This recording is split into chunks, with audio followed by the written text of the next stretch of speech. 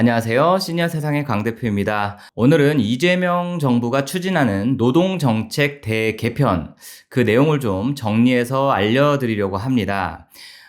상당히 파격적인 내용들이어서요. 알고 계셔야 할 것 같습니다. 해당 내용들에 대해서 제가 좋아하는 채널 중에 하나인 언더스탠딩 채널에서 현직 노무사분께서 나오셔서 설명을 해주시더라고요. 상당히 긴 시간의 내용들이었는데 끝까지 들을 수밖에 없었습니다. 제가 그 내용을 바탕으로 간단히 정리를 해드리겠습니다. 물론 완전히 확정된 사안은 아니지만 이재명 대통령의 주요 공약이었던 점과 함께 이미 국회의원 의석 과반 이상을 차지하고 있는 더불어민주당 그 현실을 지금 생각을 해보면 약간의 내용의 차이는 있더라도 임기 내에 대부분 정책 변경이 될 것으로 보입니다. 근로자든 사업자든 모두에게 큰 영향을 주는 변화인데요. 특히나 사업자분들은 이 내용들을 미리 알고 대비를 하셔야 할 것 같습니다. 자, 하나씩 빠르게 알아보겠습니다. 자, 첫 번째는 주 4.5일제 도입입니다. 기존의 주 40시간 근무는 유지하되 금요일 오후는 쉬는 구조로 유연하게 근무를 조정하는 건데요. 장기적으로는 근로시간이 35시간에서 36시간 수준으로 단축하는 게 목표라고 합니다. 저출산과 고령화 때문에 앞으로 근로시간이 유연하게 줄어드는 것이 이상적이라고 많은 전문가들이 이야기는 합니다. 그리고 앞으로 AI의 대체가 이를 메꿔줄 것으로 예상하고 있습니다. 두 번째는 포괄임금제의 전면 금지입니다. 전에는 일부 회사에서 연장 근무나 야간 수당 같은 거 대충 다 포함해서 줄게요 하고 정확한 계산 없이 한 번에 월급에 넣어서 지급하는 경우가 많았죠. 문제는 실제로 얼마나 더 일했는지 계산도 안 하고 수당도 따로 주지 않으면서 이 월급에 다 들어가 있어요 라고 말하는 거죠. 이게 바로 포괄임금제인데요. 앞으로는 이렇게 대충 퉁치는 방식은 금지가 되고요. 예를 들어 이번 달은 연장 근무가 10시간이니까 그에 따른 수당은 얼마입니다. 또는 야간 근무 수당은 얼마입니다. 이렇게 구체적으로 계산해서 명확하게 계약서에 적고 지급하는 방식만 허용이 된다는 겁니다. 자, 세 번째, 연차휴가 확대 및 저축제 도입입니다. 현재 15일인 연차 일수를 최소 20일에서 최대 30일까지 확대하겠다고 합니다. 여기서 이 30일이라는 숫자는 유럽 국가들과 비슷한 연차 숫자라고 하는데요. 또한 사용 못한 연차는 3년까지 2월에서 쓸 수 있도록 제도를 만들겠다고 합니다. 이대로 진행이 된다면 앞으로 근로자들의 쉬는 날이 엄청나게 늘어날 것으로 보이죠. 자, 네 번째, 5인 미만 사업장에도 노동법이 전면 적용이 됩니다.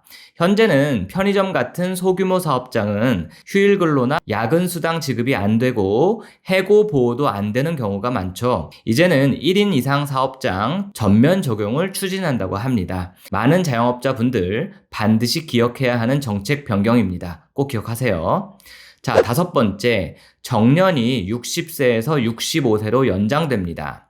국민연금 수급 연령에 맞춰서 근로자가 원하면 65세까지 일할 수 있게 바뀌게 되는 거죠. 단 임금 피크제 외에도 직무 전환 같은 보완 장치도 검토 중입니다. 이것은 지난 정부에서도 계속 추진 중이었던 정책이었죠. 어떻게든 결론이 날 것으로 보입니다. 자, 여섯 번째, 출퇴근 시간 기록이 의무화됩니다. 이제는 모든 사업장에서 근로시간 측정 시스템을 갖춰야 하고 정부도 근로감독관을 더 늘려서 단속을 강화하겠다고 밝혔습니다. 이것은 근로시간이 단축되는 만큼 근태를 더 강화하겠다는 이야기겠죠. 당연한 이야기가 되겠네요. 일곱 번째, 근로자 대표제가 강화됩니다. 노조가 없는 회사도 많은데요.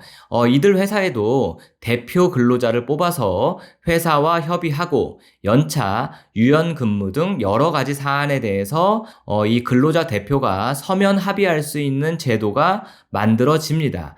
물론 지금도 많은 회사에 근로자 대표가 있지만 이름만 근로자 대표이지 실제로 이 제도를 시행하지 않는 곳이 많죠. 앞으로는 확실히 시행하겠다는 것입니다. 8번째 노란봉투법입니다.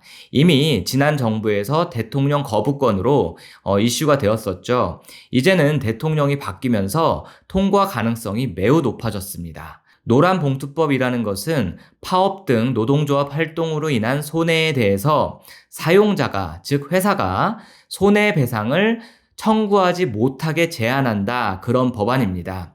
거기에는 하청 노동자에게도 원청과의 교섭권을 보장하는 내용도 담겨 있다고 하고요. 파업으로 인한 손해배상 청구를 제한하는 내용이 핵심입니다. 경영계는 심각한 우려를 표하고 있고 노동계는 환영하고 있는 상황입니다. 9번째, 특수고용직도 근로자로 인정이 됩니다.